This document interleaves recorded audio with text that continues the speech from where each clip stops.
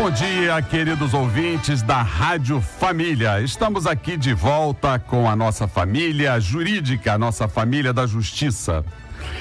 Ninguém nasce odiando outra pessoa pela cor de sua pele, por sua origem ou ainda por sua religião. Para odiar, as pessoas precisam aprender. E se podem aprender a odiar, podem ser ensinadas a amar.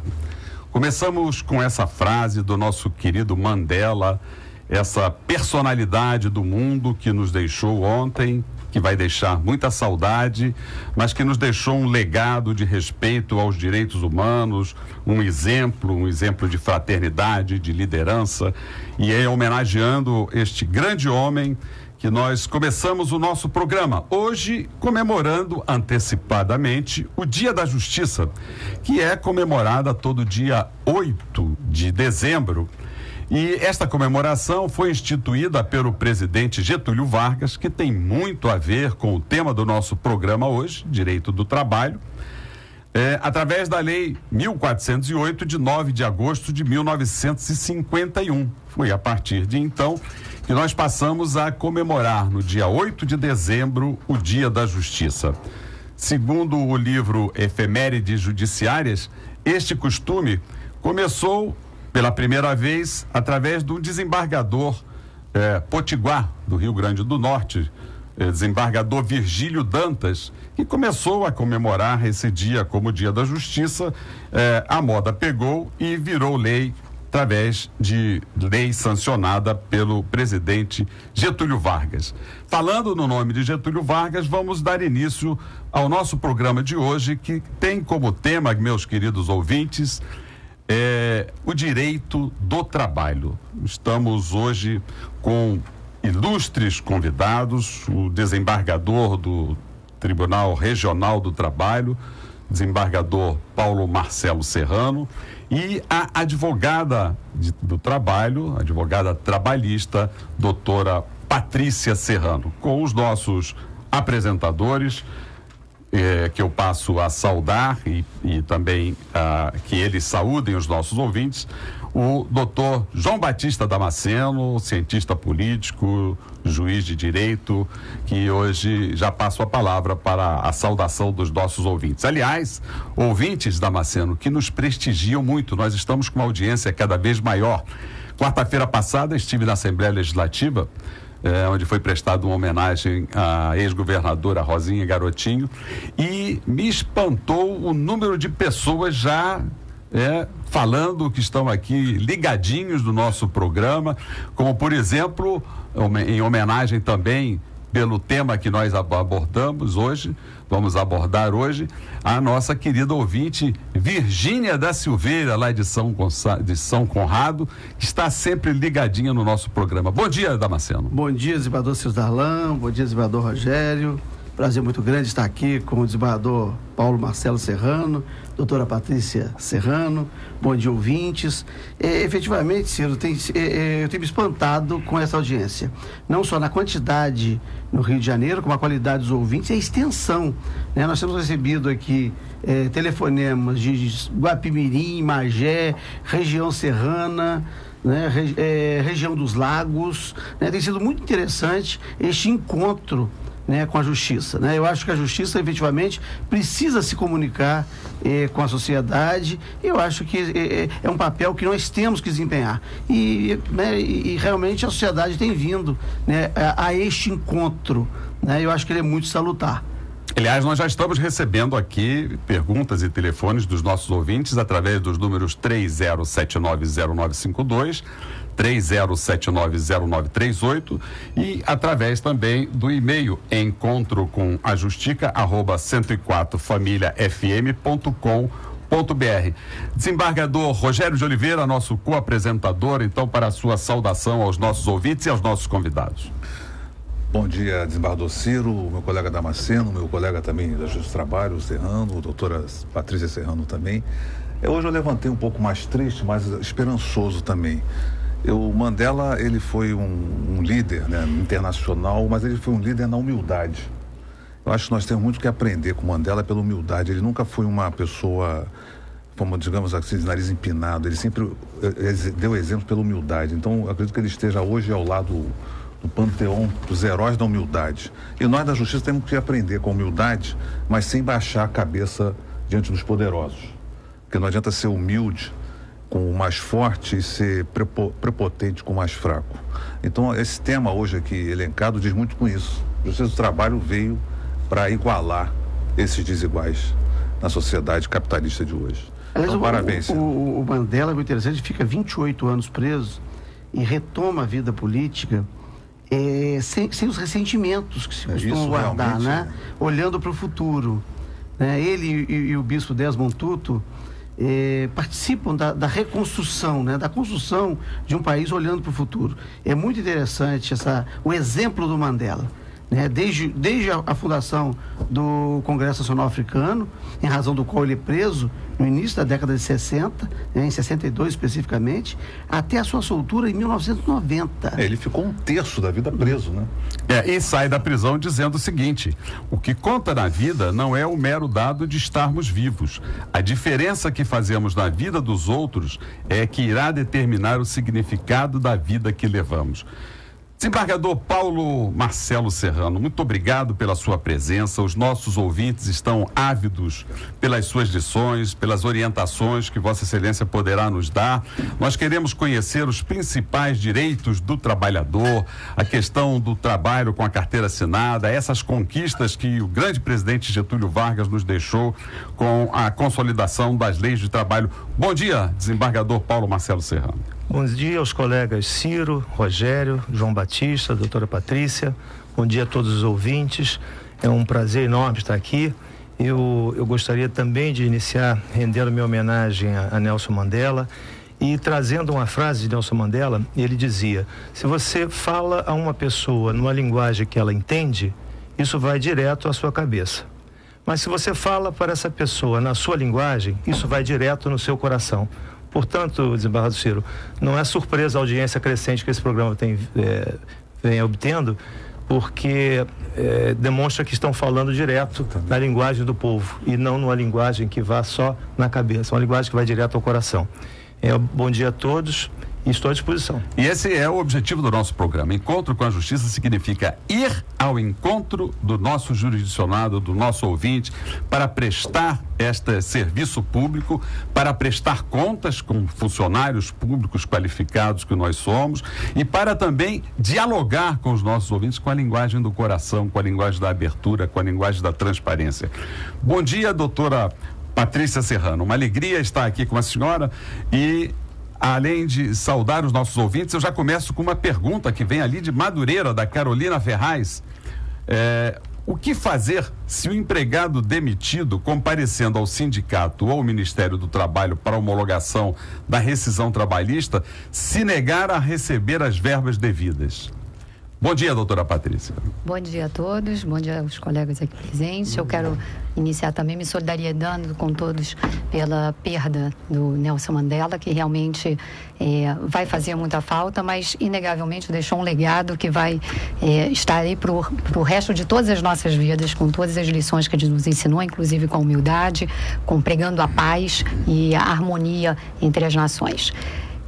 Com relação à pergunta do ouvinte, foi com... Carolina Ferraz. Carolina Ferraz. Bom dia, Carolina, obrigado pela participação. Ela disse o seguinte: ela foi demitida e foi ao sindicato e ao Ministério do Trabalho para homologação da rescisão trabalhista e se negou a receber as verbas devidas, porque ela entendeu que não eram as verbas que efetivamente lhe deviam.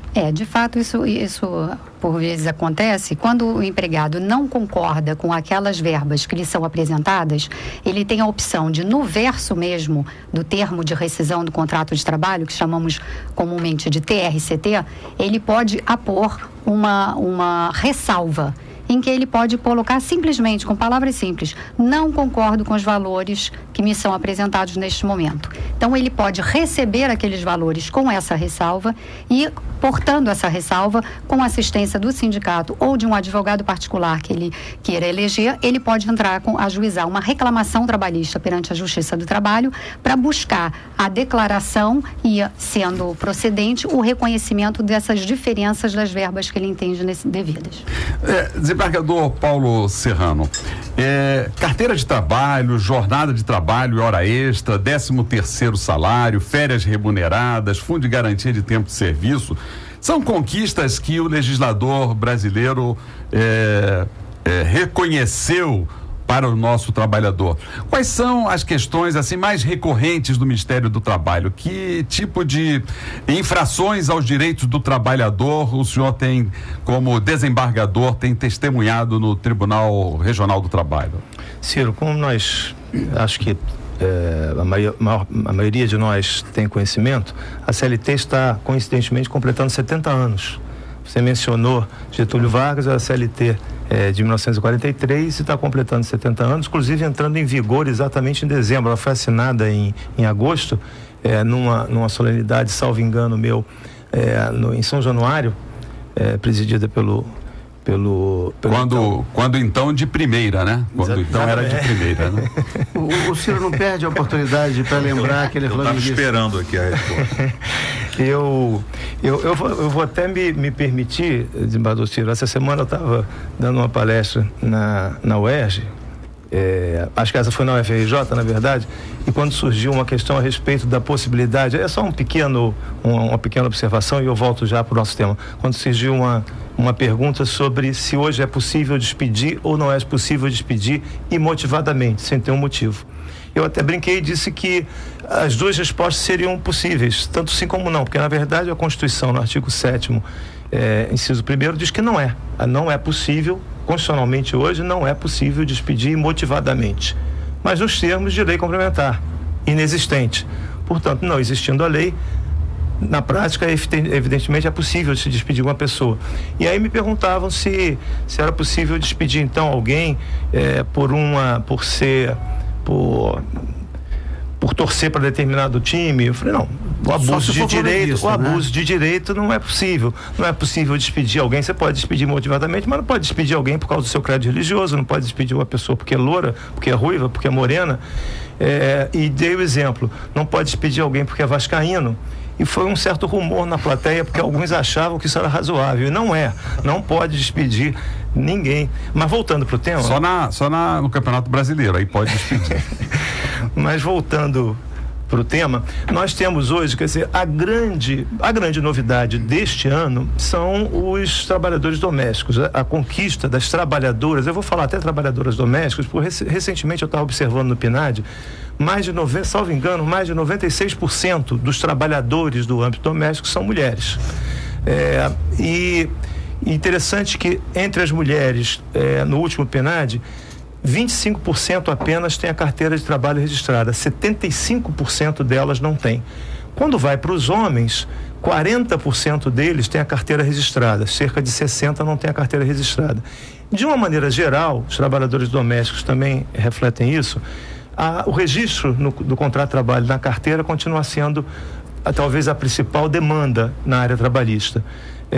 Em segundo lugar, depois disso, nós temos o descumprimento de uma série de leis, aquelas básicas, quer dizer, das horas extras não observadas, muitas vezes o não pagamento do adicional de terço de férias, muitas vezes o não recolhimento de fundo de garantia. É uma constante a adimplemento, o não pagamento das contribuições previdenciárias.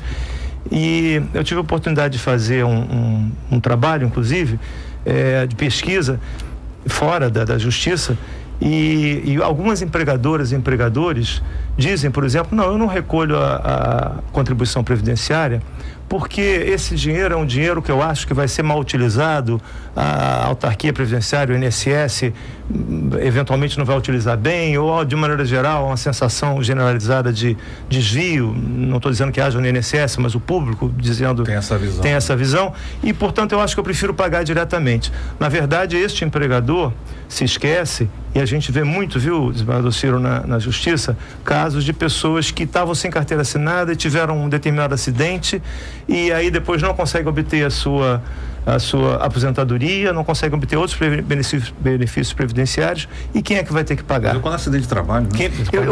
Quem tem que pagar é o empregador que não registrou, né?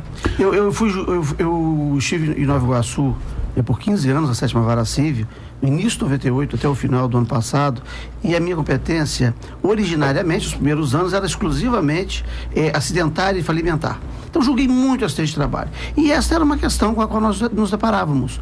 O trabalhador regularmente contratado, quer dizer, contratado, mas sem as anotações e sem o seguro, né? Porque, na verdade, o INSS tem a natureza de uma seguradora, né? Você paga, né, o seguro, né? A Seguridade Social, né? A Seguridade Social. Você tem natureza...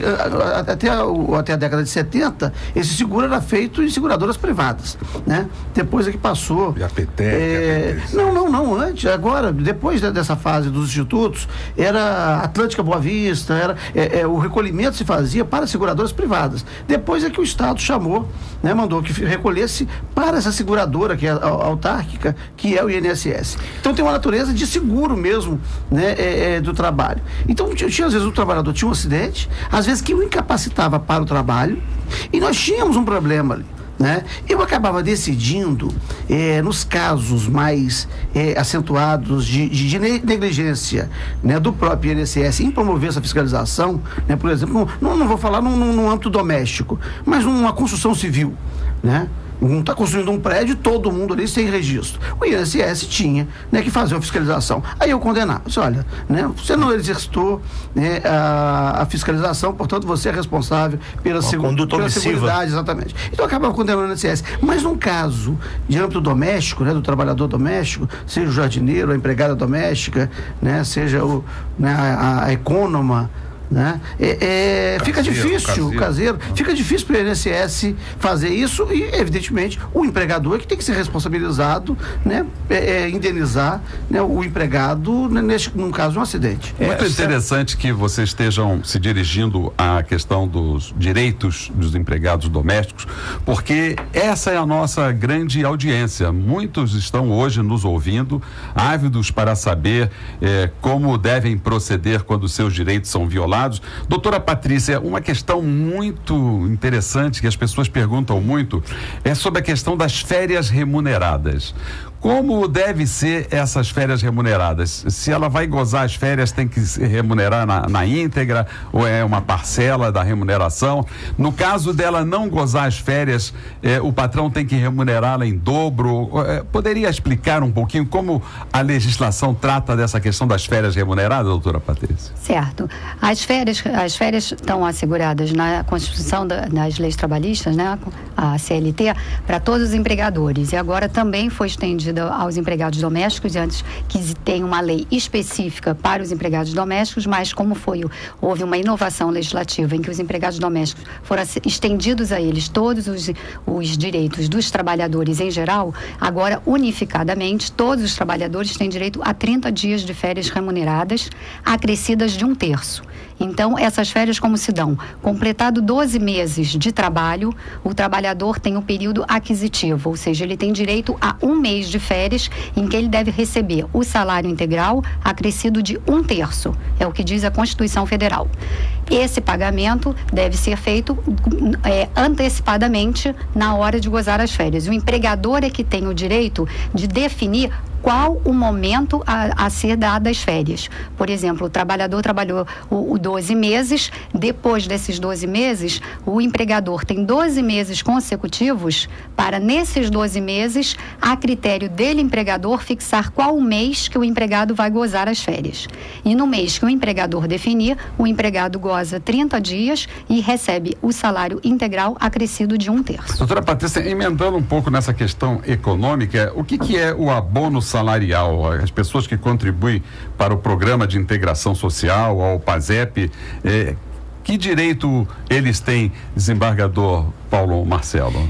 Eu só complementando, senhor, aquela observação anterior, chamando a atenção dos nossos ouvintes, de fato, a legislação assegura ao empregador escolher a data em que o empregado vai entrar de férias.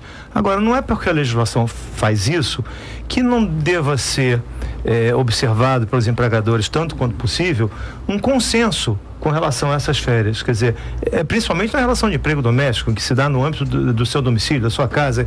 E então é interessante, eu chamo a atenção daqueles empregadores domésticos que estejam nos ouvindo também, que é interessante tentar estabelecer de comum acordo esse período das férias. Está ouvindo, né, Cirleuza? Com relação ao abono do PIS, o trabalhador tem direito agora eu tenho que ver na lei, não lembro exatamente qual é o limite, mas o trabalhador que recebe até um determinado valor de remuneração salarial, ele tem direito a um recebimento anual, ele tem que buscar esse recebimento, ele tem direito a esse recebimento que é em torno de um salário mínimo a cada ano, mas isso depende de quanto efetivamente ele está recebendo, quer dizer, cada caso é um caso. Desembargador Paulo Marcelo, nosso programa é um programa de transparência e hoje a mídia está contestando uma decisão do TRT que consiste numa licitação para comprar togas para seus 242 juízes, cujo uso é obrigatório. E diz também, a mídia está falando até que um ilustre desembargador do TRT, ele encontrou uma juíza usando uma roupa provocante e um juiz trabalhando de camisa polo e calça jeans. Qual a importância da aparência do juiz? E aqui no caso, se o desembargador achou a juíza provocante, isso deve ter sido muito lisonjeiro para ele, né? Porque se ainda causa alguma provocação, é sinal que ele está vivo, não é, desembargador? Olha, com relação ao primeiro aspecto, eu não, como o Ciro sabe, eu não participo da administração diretamente, mas sei, porque integro a corte, sei a origem da aquisição dessas togas. Recentemente tivemos no tribunal, e os ouvintes devem saber, que todos os tribunais, tribunais de justiça, tribunais regionais do trabalho, todos os tribunais sofrem o que se chama de uma correição. O corregedor, no nosso caso, o corregedor geral da Justiça do Trabalho é um corregedor que integra o Tribunal Superior do Trabalho em Brasília. E ele faz uma correição no tribunal uma vez por ano. Fez a nossa esse ano, teve uma reunião conosco, e o corregedor atual entende, o corregedor geral do TST, o corregedor atual entende que é muito importante que os juízes de primeiro grau, porque os juízes de segundo grau, os desembargadores, eles todos só atuam nas sessões de toga, não há exceção. O juiz de primeiro grau no nosso tribunal, no Rio de Janeiro, fica a critério do colega. Muitos entendem que a toga distancia do povo, das partes. Outros entendem que não, que aquele é um momento solene e que a toga exatamente dá o tom daquela solenidade, identifica quem é o juiz. O nosso corregedor atual, ele, na correição, isso foi registrado por escrito, ele exortou, recomendou ao tribunal que todos os juízes de primeiro grau passassem a fazer audiências de toga. E ele próprio, via de consequência, disse que o tribunal é quem tinha que arcar com essas togas. Então eu devo dizer que não é iniciativa do nosso tribunal. Nosso tribunal está cumprindo uma determinação que veio do Tribunal Superior do Trabalho. Nesse é o primeiro aspecto. O segundo aspecto, que é o aspecto da roupa, evidentemente, que fica muito difícil para qualquer um de nós, porque é muito subjetivo achar que uma roupa é ou não é provocante. Agora, nós já tivemos, Ciro, eu, quando juiz de primeiro grau, tive, por exemplo, quando as varas eram ali na Santa Luzia, uma determinada ocasião, um serventuário disse: olha, excelência, está tendo um problema lá embaixo, porque tem uma moça querendo subir, ela é parte, mas não está podendo subir, porque ela está de shortinho. Na época, eu já estou ficando um pouco velho, se chamava bustier, não sei como é que chama hoje em dia, era uma espécie de um top, barriga de fora e ainda grávida, e de sandália havaiana. E ela era uma consignação, para os ouvintes entenderem, o empregador, a empresa, quando acha que deve alguma coisa ao empregado e não consegue localizar o empregado, pode entrar com ação para pagar. Então ela vinha exatamente receber um dinheiro. E eu disse que ela poderia subir, naturalmente ela subiu. E essa reclamação terminou sendo também muito interessante, porque talvez tenha sido o único momento da minha carreira de 20 e tantos anos que isso aconteceu. Ela sentou-se, como ela era consignatária, que os ouvintes entenderem, como ela estava como ré nesse processo para receber um dinheiro, ela veio sem advogado. Na Justiça do Trabalho isso é possível, como na Justiça Estadual Comum é possível nos juizados especiais até um determinado limite. E ela, sentando-se, eu olhei aquilo, ela grávida, a empresa queria pagar ela R$50. Isso deve ter sido em 94, já era o real. R$50. Obviamente que ela grávida não poderia, dizendo que ela tinha pedido demissão. obviamente que era muito pouco provável que isso tivesse acontecido. Então eu perguntei se ela não queria um advogado, ela disse que não, que queria receber os R$50.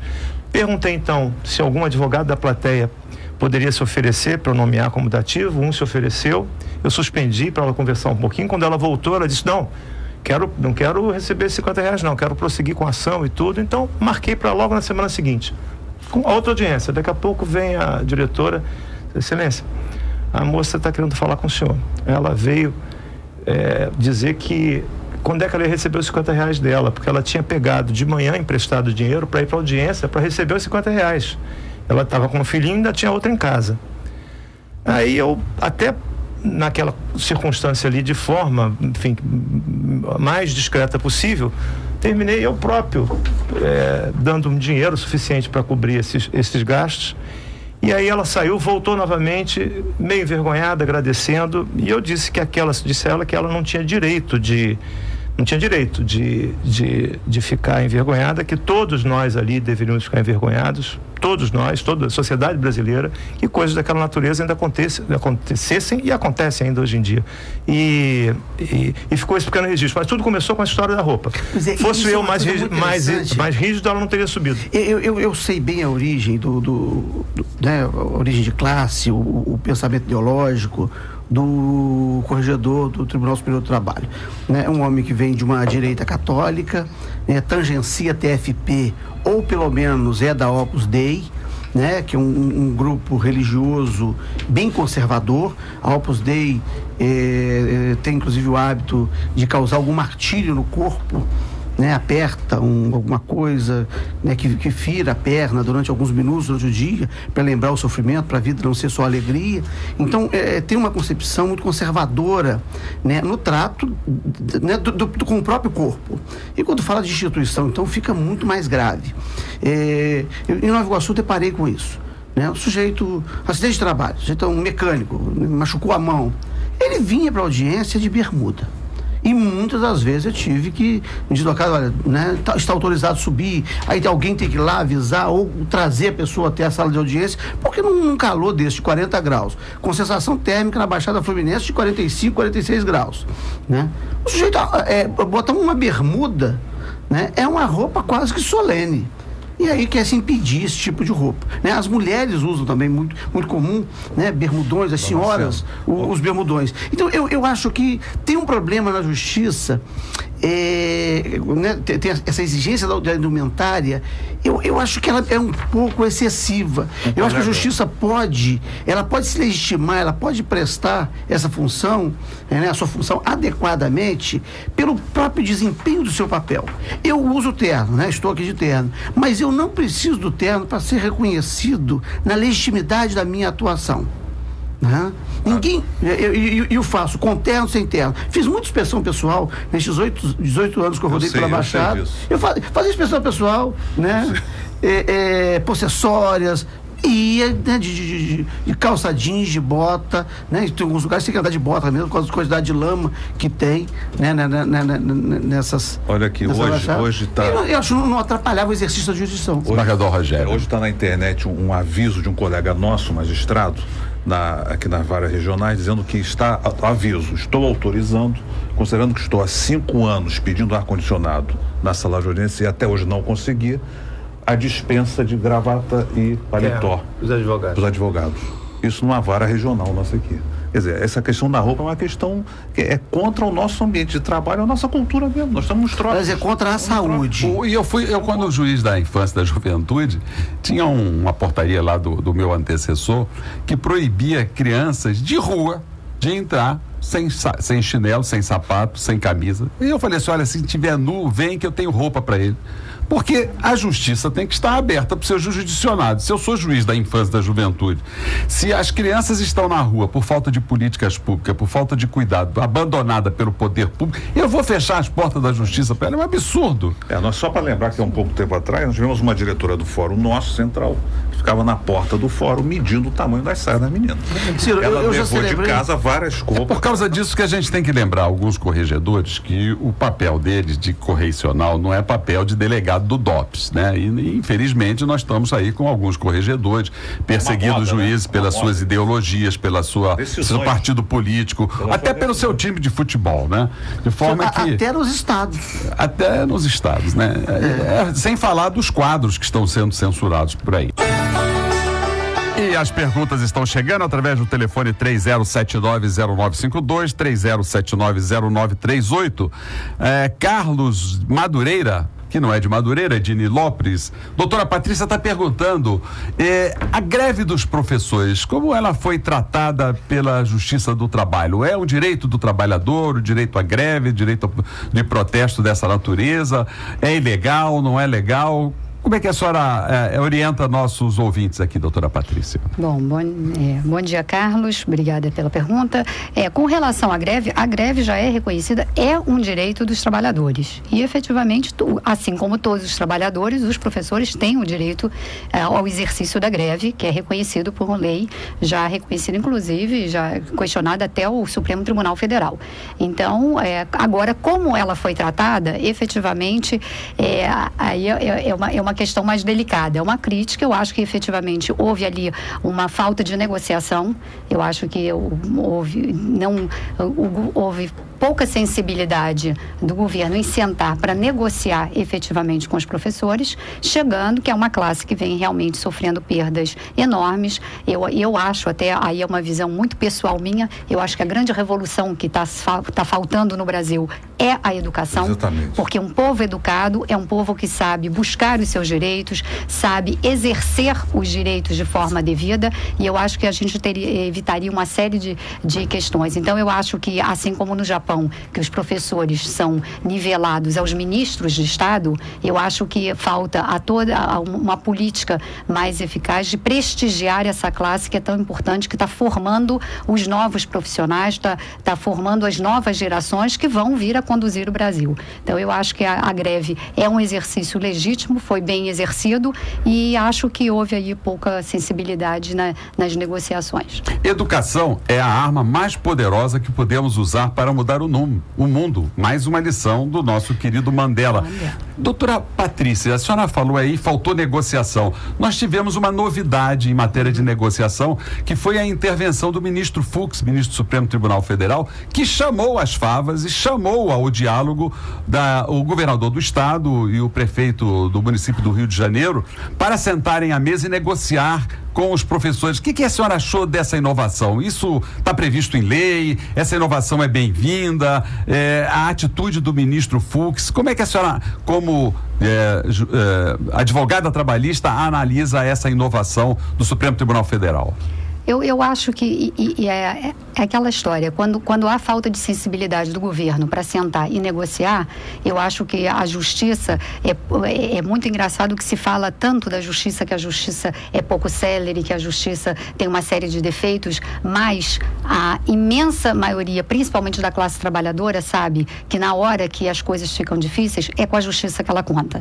E eu acho que isso foi mais um momento em que a justiça pôde nos demonstrar que na hora que nem as autoridades constituídas, o Estado conseguiu resolver a questão, a justiça veio para ajudar, pelo menos com a intenção de auxiliar. Há críticas de que há separação dos poderes, então a justiça deveria ser utilizada como última instância, mas no momento em que se verificava que a situação estava se tornando incontornável e que as autoridades constituídas não conseguiam, é a justiça que veio. Eu achei que foi bem-vinda, sim, e achei muito pertinente na medida em que foi uma nova tentativa de solucionar as questões. Aliás, essa tentativa de afastar as questões da arbitragem pela justiça está na própria origem da justiça do trabalho, né? Quando Oliveira Viana concebe a criação das juntas de conciliação e julgamento, não era justiça, estava no âmbito do Ministério do Trabalho. E a ideia era reunir um representante dos empregados, um representante dos empregadores, e chegarem pela conciliação a um meio termo. E não havendo meio termo, o técnico do Ministério do Trabalho interviria, né, promovendo ali um arbitramento do caso. Em 46 vem a Constituição, né? E aí, né, essas juntas de conciliação e julgamento viram, né, órgão da justiça, né, sai da esfera do Poder Executivo. Mas houve uma tentativa deliberada do Estado em afastar, né, da arbitragem do Poder Judiciário o problema do conflito, né, de trabalhadores e empregadores. Agora, isso é muito interessante, que isso vem num contexto da década de 30, que os direitos estavam se formando, que a educação era pública, que o Estado chamou para si a educação pública, né? Que eram frequentes as reuniões e as solenidades no estádio de São Januário, que era o maior estádio da cidade na época, né? Minha sogra nascida em 1931, né? Aqui na Tijuca, e ela era aluna de Vila Lobos, aqui nesse colégio que está em frente aqui, o Instituto de Educação, e era uma daquelas crianças que cantavam, né? Regidas por Vila Lobos, nas solenidades do São Januário, né? Inclusive na promulgação da Constituição, da consolidação das leis do trabalho, que é uma mera consolidação das leis que já existiam, né? Então, o que tem ali 43, 39, né? Faz a primeira consolidação, e ela é publicada por decreto, né? Para o âmbito território nacional inteiro, em 1943, né? Então, é uma coisa muito interessante, como que num primeiro momento a gente tem tanto a educação pública de qualidade, e aí o Estado assumia o papel de educar os filhos dos trabalhadores, né? Hoje nós temos um abandono disso, né? O Estado abandonou a educação dos filhos dos trabalhadores, né? E quem pode, né, alguns setores da sociedade, formar as suas escolas para educar os seus filhos ao seu modo. Os colégios religiosos, os colégios bilíngues, os colégios... Então tem um colégio da educação para alguns, ao modo em que cada um formatou, e não temos educação pública. E é um risco, evidentemente, de lesão aos próprios direitos dos trabalhadores, né, na precarização das relações de trabalho. E os nossos ouvintes continuam fazendo perguntas aqui do desembargador Paulo Marcelo. Manuel Vieira da Taquara, ele pergunta o seguinte: o empregado que trabalha no horário noturno, caso seja transferido para o horário diurno, perde o direito ao adicional noturno? Perde, porque o adicional noturno é um salário condição. Só enquanto você trabalha, como qualquer outro salário condição. Só enquanto você trabalha naquela condição, que é uma condição mais difícil, é que você tem direito a receber. Se você volta para a condição de normalidade, não há nenhuma redução salarial. Apenas aquele plus, aquilo que você ganhava mais em razão das condições que você trabalhava, que deixaram de existir, é que é subtraído. E a nossa ouvinte Maria Cândida, ali de Bangu, diz: na rescisão por justa causa, é possível homologação pelo sindicato ou no Ministério do Trabalho? É possível, desde que o empregado não tenha a chamada estabilidade provisória, né? Não tenha garantia de emprego. Se não tiver, é possível. Doutora Patrícia, Josefina Maria, lá de Vila Militar, pergunta: quantas vezes o empregado pode faltar ao serviço sem perder o direito às férias? Essa nem eu lembro, tem que ver na CLT. Tem uma tabelinha, tem uma tabelinha. Tem uma tabela, exatamente. Eu vou localizar. Não quer passar a próxima pergunta? Eu localizo a tabela. Eu lembro disso de quando fiz a faculdade de Direito, dessa tabelinha. Até todas as pautas, perde tantos dias. A gente tem ela na cabeça, né? Na CLT. Então, diz aqui que a CLT garante a ausência ao trabalho em alguns casos. 2 dias por falecimento do cônjuge. Já localizei aqui. É o artigo 130 da CLT. O artigo 130 da CLT diz que pode... peraí, baixo. Aliás, Ele terá, quando ele não tiver faltado ao serviço, mais de 5 vezes. Mais de 5 vezes. Até 5 vezes é possível receber os 30 dias. Receber os 30 dias. Ficar bem diferenciado, ou seja, quando o funcionário, o empregador está em greve, ele não está faltando serviço. Ele está praticando um ato de garantia dos direitos dele, porque o Estado vem com a mão pesada. Eu vou cortar o ponto. Isso é de uma agressão tamanha. Aliás, essa violação aos direitos do trabalho tem sido muito frequente. Eu tenho um assessorista no Tribunal de Justiça que recebeu uma intimação de um juiz de São Gonçalo para ser testemunha. E ele prestou o testemunho e trouxe a ressalva. Apresentou isso à empresa que presta serviço ao Tribunal de Justiça. E no final do mês veio descontado o dia do contra-cheque dele. Eu levei esse fato, ele me falou isso, eu peguei uma cópia do contra-cheque, peguei cópia da intimação e a cópia da ressalva que ele compareceu à justiça em São Gonçalo para prestar o testemunho, o depoimento. Mandei isso para a presidenta do tribunal. Ela disse que tomaria as providências, né? A presidência do Tribunal de Justiça do Estado do Rio de Janeiro, Leila Mariano, desembargadora Leila Mariano. Que, aliás, nós convidamos para o programa do dia 20 de dezembro, está aqui prestando contas aos nossos ouvintes sobre sua administração. Pois no mês seguinte, eu perguntei ao senhorista: e aí, foi pago? Não foi pago. né? Então nós temos no Tribunal de Justiça do Estado do Rio de Janeiro um caso de desconto do dia do empregado, né, de uma empresa terceirizada, que teve que faltar para comparecer, atender uma intimação de um juiz, que ele não poderia deixar de atender sob pena de ser conduzido, né? Então a precarização das relações de trabalho e a violação dos direitos dos trabalhadores, elas se verificam em lugares que a gente nem imagina, né? Dentro, por vezes, da própria Casa da Justiça. É verdade. Aliás, os nossos ouvintes continuam fazendo pergunta através do telefone 30790952, 30790938. E eu assisti um filme essa semana, doutora Patrícia, um filme horroroso, que eu não recomendo a ninguém. Muito engraçado, porque o filme é cru. Mas ele trata de um assunto sério, lá no fundo do filme, que é a questão da escravidão ainda em nosso país. Muito comum nessas empresas de tecelagem que traz os nossos irmãos bolivianos, paraguaios e os transforma em verdadeiros escravos, tiram até seu passaporte, retém seu passaporte. Como a legislação tem tratado essa questão aqui no Brasil, doutora Patrícia? Olha, realmente é lamentável que em pleno, né, 2013 a gente veja uma situação dessa, mas isso tem acontecido, e aqui eu aproveito a oportunidade para parabenizar o Ministério Público do Trabalho, que tem feito um trabalho brilhante nesse sentido, através da coordenadoria, são coordenadorias específicas de vedação ao trabalho escravo, que tem feito fiscalizações Brasil afora, divididos em grupos, indo em todos esses lugares, inclusive em fazendas, vários, exatamente, tem sofrido, bem lembrado, foi até um procurador que sofreu um atentado e acabou vindo a falecer em razão disso, e o Ministério Público do Trabalho tem sido muito atuante nesse sentido, e porque efetivamente a Justiça, ela está monitorando esses casos, mas de que forma? Os casos que a ela chegam, a Justiça é inerte, ela não pode. Quem tem feito esse papel pela sociedade é o Ministério Público do Trabalho, fazendo diversas fiscalizações nas empresas, nas fazendas, em todos os locais, e também sempre contando, e aqui aproveitando o espaço, que quem souber de qualquer coisa, faça denúncia no Ministério Público do Trabalho, que ele está aparelhado para fazer a investigação, a fiscalização e entrar com ações civis públicas. E quando a senhora verifica aí o número de telefone que as pessoas podem utilizar para fazer essas denúncias, eu pergunto ao desembargador Paulo Marcelo. Sandra de Mesquita, ela diz assim: quanto tempo depois eu posso ficar sem a carteira assinada? Eu já estou há 2 meses numa empresa, demora quanto tempo ele assinar a minha carteira? Eles não querem assiná-lo, não tem que assinar logo? A CLT diz que tem que ser assinado em 48 horas. Caso ela não tem a sua carteira de trabalho, é porque a posição, como foi dito aqui mais cedo, a precarização é tanta que muitas vezes o empregado fica com certo receio de fazer qualquer reclamação no curso do seu trabalho para não ser mandado embora. Mas a carteira de trabalho deve ser assinada em 48 horas e, se por acaso ela não for assinada, o trabalhador deve estar só se prevenindo com relação às provas que vai precisar para eventual comprovação dessa relação de emprego, se ela não for registrada. O contrato de experiência também tem que ser assinado. Até o contrato de experiência. Até o contrato de experiência.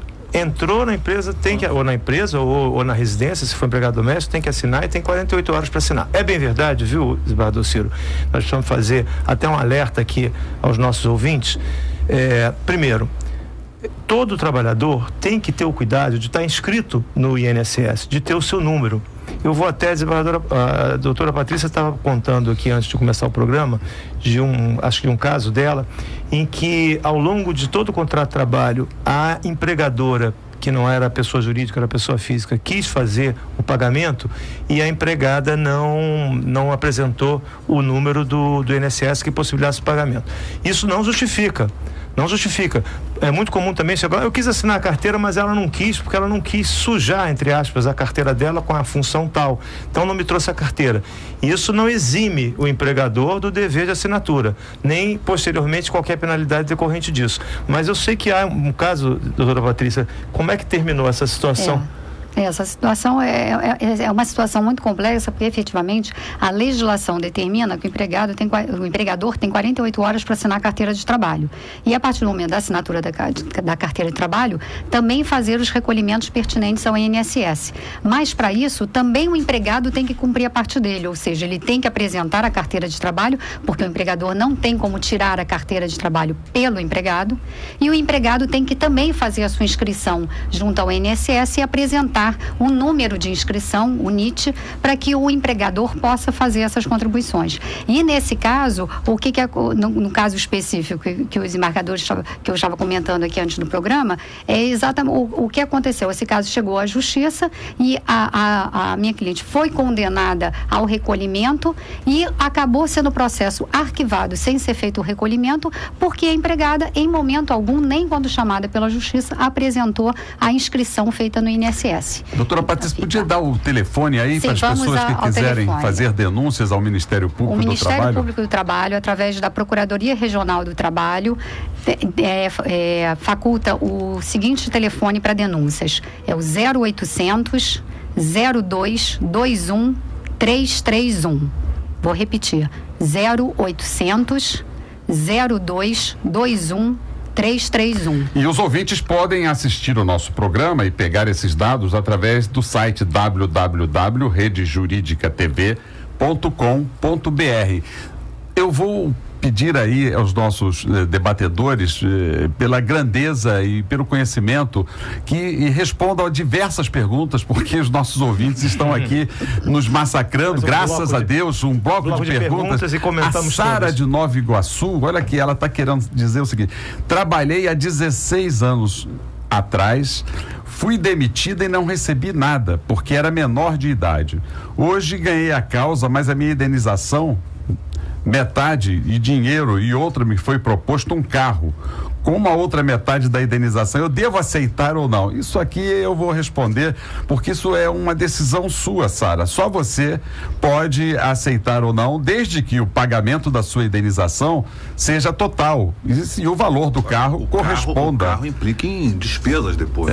Pensar bem. Você tem que pensar bem, é uma decisão pessoal sua, Sara. Isso não é uma questão de direito, mas é uma questão pessoal sua.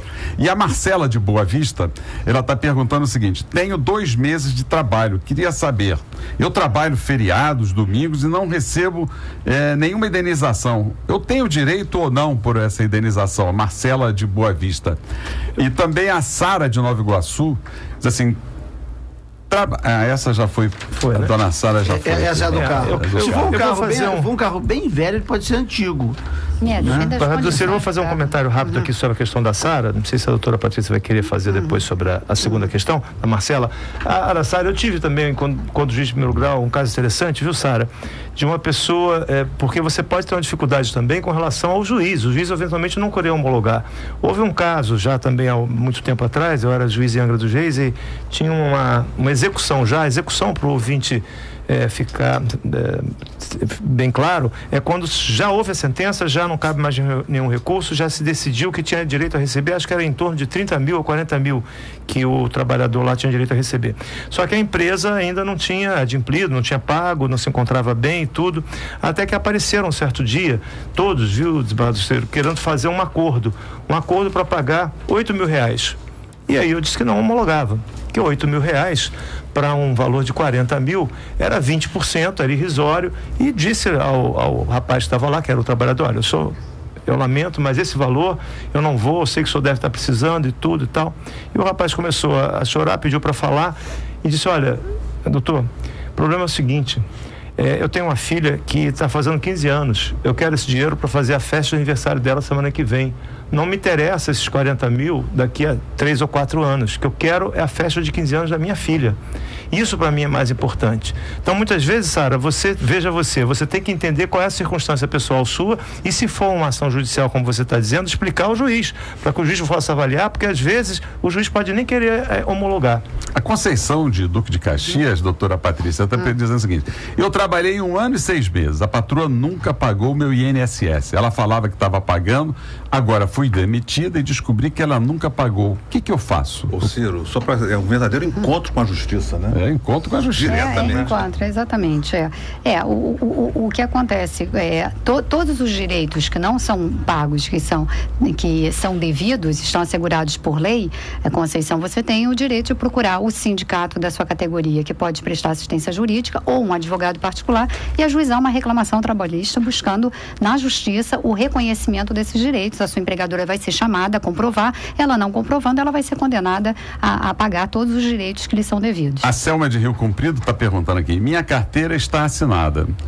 Como agente de serviço 2... Está assinada como agente de serviço 2. Como agente de serviço 2. Sendo, na verdade, eu trabalho como analista de sistema. Isso é possível, doutora Patrícia? Não. Efetivamente, o registro na carteira de trabalho, ele deve corresponder exatamente à função exercida pelo empregado e deve estar constando o salário efetivamente recebido, né? A remuneração efetivamente paga por aquela função. No caso dela estar, isso é o que nós chamamos de desvio de função, ou seja, ela está registrada para uma função e, na verdade, está exercendo outra, também ela pode, através, seja do sindicato que presta assessoria ou através de um advogado particular, ajuizar uma reclamação trabalhista denunciando esse desvio de função, em qual que ela vai ter que fazer prova, levar testemunhas, né, para comprovar que ela está trabalhando uma função diferente daquela em que está registrada na carteira, e, havendo diferenças, o empregador será condenado também a pagar as diferenças de remuneração. Isso é bem comum. Deixa eu fazer uma pergunta também. Eu tenho um amigo meu que é jornalista.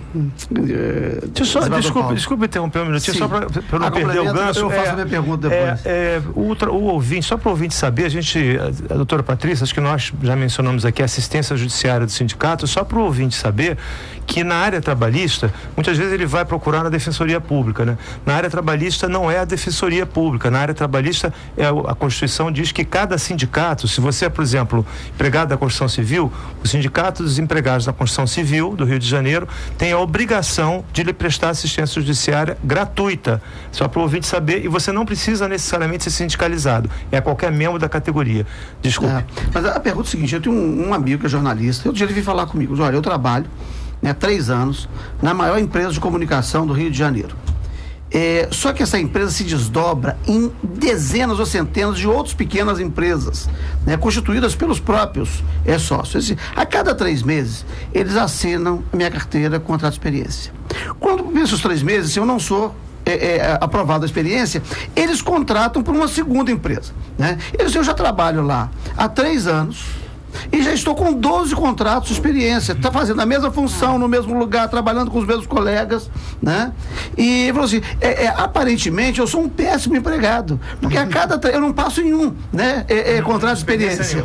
Mas eu trabalho na mesma empresa, né? A maior empresa de comunicação do Rio de Janeiro. Começando, né? E está sempre começando, porque ela se desdobrou para fazer essa fraude. Ele falou assim, 50% dos empregados desta empresa ou são pessoa jurídica, né, são chamados de autônomos, que não são autônomos nenhum, são pessoa jurídica nenhuma, né, trabalha dentro da empresa, ou estão nesse contrato de experiência. Eu falei, olha, você continua por lá, eu não conheço muito bem essa coisa, mas continua por lá, depois você tenta somar esse tempo todo, demonstrar que você é empregado, da empresa mãe. Tá correto isso? Efetivamente, esse trabalhador, ele tem o direito de ajuizar uma reclamação trabalhista, porque o que interessa para o direito do trabalho é o contrato realidade, é o que efetivamente aconteceu no mundo dos fatos. Então ele pode, com essas carteiras de trabalho, ajuizar uma reclamação trabalhista buscando o quê? A unicidade contratual, comprovando na justiça que fazem parte todas essas empresas de um mesmo grupo e que, na verdade, ele trabalha para um mesmo grupo e que, exatamente para burlar os direitos trabalhistas, ele foi contratado sob diferentes empresas e ele provavelmente vai ter que trabalhar depois de São Paulo, tudo, sempre a gente tem a obrigação de dizer que sempre na justiça tudo é uma questão de prova, você também tem que levar toda a comprovação. Essa questão de dizer que a maior empresa de comunicação no Brasil, isso é muito relativo, porque os nossos ouvintes estão quebrando essa. Nós estamos aqui com milhares e milhares de ouvintes aqui, os coleguinhas aqui do horário estão assustados com o nosso programa. E a Heloísa de São Conrado, ela diz assim: estou adorando o programa, estou gostando muito dos convidados, muito bem escolhidos. Vocês têm me tirado muitas dúvidas, estou encantada com o Ciro Darlan, ele foi feito para o rádio. Que mentira. Isso é verdade, eu apoio. Isso é verdade. Parabéns pelo programa, estou adorando, ouço sempre, não perco um programa. E nosso programa Encontro com a Justiça, vamos prestar contas um pouquinho hoje, comemorando o Dia da Justiça. No tribunal está havendo a celebração de um culto ecumênico, a solenidade de inauguração de retratos de ex-presidentes do tribunal, e às 12 horas começa uma solenidade de entrega de condecorações do Colar do Mérito Judiciário. Nós fomos homenageados também? Nós também não? No Salão Nobre. Nós três não, nós três estamos excluídos dessas homenagens, mas os ouvintes nos homenageiam e é muito melhor essa homenagem dos ouvintes. Essa medalha, ela tem urucubaca. Eu quando entrei em magistratura, tinha só 2 juízes que tinham essa medalha. E eles acabaram depois processados criminalmente. Essa medalha não é muito... A medalha maldita, né? Mas de qualquer maneira, o presidente do Tribunal de Justiça do Pará fez uma visita de cortesia ao nosso tribunal. O Centro Permanente de Conciliação realizou mais de 300 audiências nessa quarta-feira. Um livro organizado pelo ministro do Supremo Tribunal Federal, Gilmar Mendes, será lançado na próxima segunda-feira, dia 9. O tribunal realizará no próximo domingo a primeira cerimônia civil coletiva de casamento homoafetivo. O conselheiro Guilherme Calmon, do Conselho Nacional de Justiça, fez uma visita ao nosso tribunal, deveria fazer uma visita com mais frequência e olhar mais para os nossos corredores, sobretudo da primeira instância. O tribunal dá início ao primeiro curso pós-graduação destinado a servidores. Nosso programa é assim, prestação de contas e transparência, e eu quero anunciar a vocês que foi lançada a revista Fórum, com o tema O Direito que se Conquista no Grito. É importante, vocês podem procurar essa revista Fórum na Associação dos Magistrados do Estado do Rio de Janeiro. Aqui tem artigos de grande relevância. E na história da Maerj é uma revista divisória de águas, né? Uma revista, antes e depois dessa revista. Uma revista que reconhece o direito da manifestação popular. Tem artigo aqui do nosso debatedor, o doutor João Batista Damasceno, que eu aconselho a leitura. E tem um do desembargador Ciro Darlan também. Tem um também bom, meu, que se quiser me dar a honra da leitura, será muito bem-vinda. Desembargador Paulo Marcelo Serrano, que alegria receber o senhor aqui para as suas palavras finais e despedida com os nossos ouvintes, e depois doutora Patrícia Serrano também terá essa oportunidade, que nós temos 2 minutos para terminar mais esse encontro com a justiça. Ciro e aos demais colegas, agradeço muito a oportunidade, muito instigante, e eu quero, para terminar, dizer que falamos de quê aqui? No final das contas, falamos de gente. Isso me evoca aqui a canção de Caetano Veloso.